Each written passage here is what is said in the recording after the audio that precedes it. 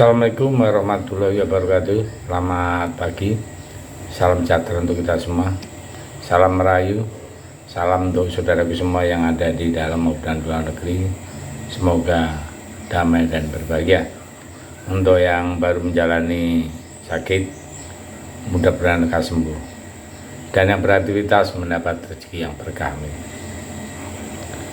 Dalam satu minggu ini politik Indonesia betul-betul gonjang-ganjing ya. Bukan heboh lagi, gonjang-ganjing.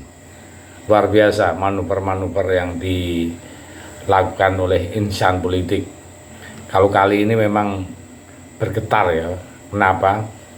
Karena Kaisang dijadikan sebagai Ketua Umum Partai Solidaritas Indonesia. Itu sudah menjadi, sebenarnya itu menjadi lama.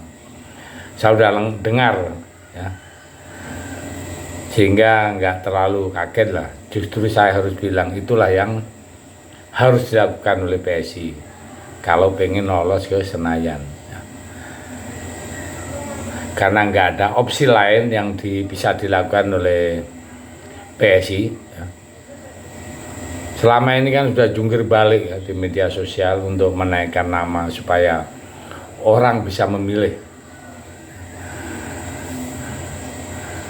Tapi pertarungan antara Ganjar Pranowo dan Prabowo Subianto, tetapi justru pertarungan hidup mati mereka adalah bagaimana caranya bisa lolos ke Senayan. Jadi PSI itu pindah ke sana, pindah ke sini dalam arti bukan kok capresnya yang jadi idolanya. Dia kepingin PSI-nya itu yang bisa meraup dukungan dari Ganjar maupun dari Prabowo. Itulah intinya seperti itu. Ingat tahun 2019 ya, PSI itu meraih suara sekitar 1,8% dan sudah pasti nggak lolos ke Senayan. Karena syarat partai masuk Senayan, mereka harus punya suara minimal 4% ya. Nah, supaya tahun 2024 ini mereka dilirik oleh para pemilih PSI harus melakukan akrobatik gila-gilaan untuk bisa menyentuh angka 4%. Nah, dan kita semua lihat ya, ujian demi ujian yang dijalani oleh PSI mulai dari awalnya mereka memilih Giring ketua umumnya dan sebagai calon presiden, kemudian memilih Ganjar sebagai calon presiden di awal-awal lalu, kemudian menarik dukungannya dan menganut prinsip tegak lurus bersama Jokowi yang membuat berada pada posisi netral.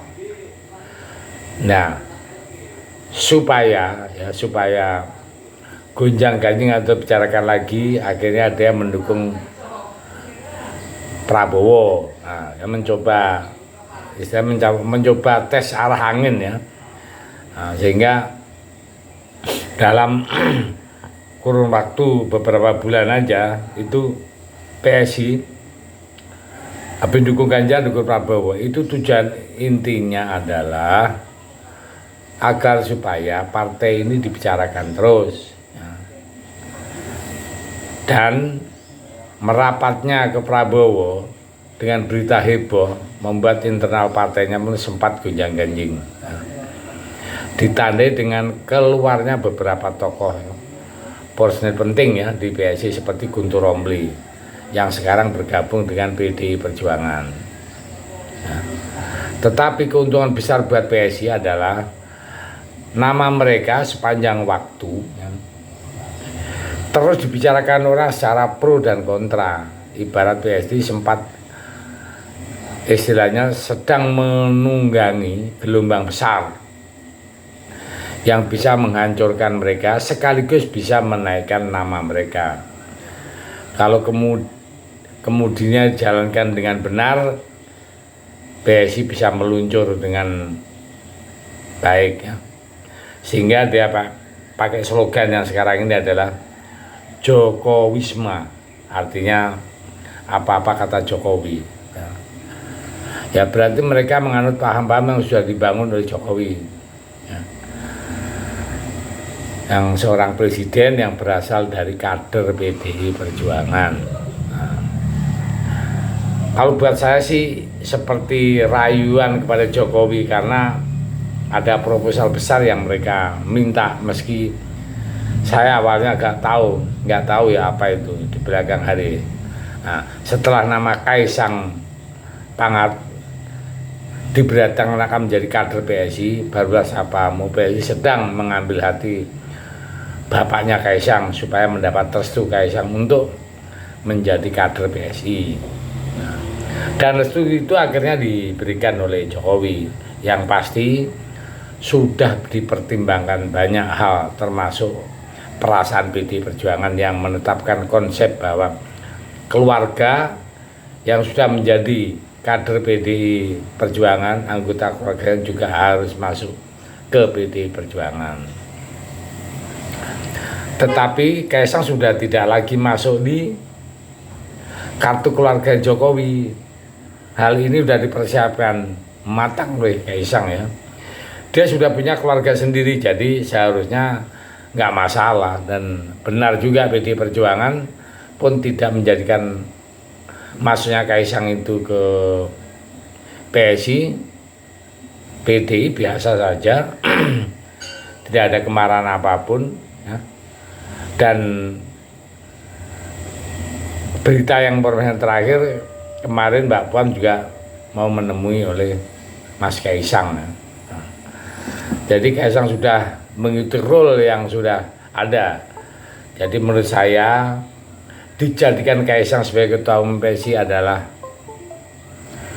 cara Jokowi untuk membantu PSI lolos ke Senayan. Nah, bukan buat menghantam PDI Perjuangan, ya, atau menghancurkan, itu tidak, ya, tidaklah ada urusan dengan ini. Dia cuma ingin membantu PSI yang selama ini selalu ikut di belakang Jokowi. Kalau Budi Ari dari Projo dikasih hadiah sebagai Menko Minfo, nah, PSI dikasih hadiah Kaisang. Nah, seperti itulah sebagai tanda terima kasih atas dukungannya. Jadi nggak ada teori konspirasi apapun di sana. Nama Kaisang diharapkan bisa mengerek nama PSI supaya mendapat angka 4%. Ya, saya ingin mengucapkan selamat, ya, untuk Kaisang sebagai ketua PSI. Dan sekarang Kaisang harus memikirkan strategi apa yang harus dibuat. Oke, Kaisang. Dan karena PSI itu ibaratnya partainya anak muda, ya janganlah mendukung presidennya yang tua. Itu namanya nggak matching, ya kan? Nah, itu Mas Kaisang. Jadi pikirkan dalam-dalam, slogannya aja untuk partai anak muda mendukung capresnya orang tua. Aduh, diketawain orang banyak, ya. Saya pikir itu, terima kasih mereka.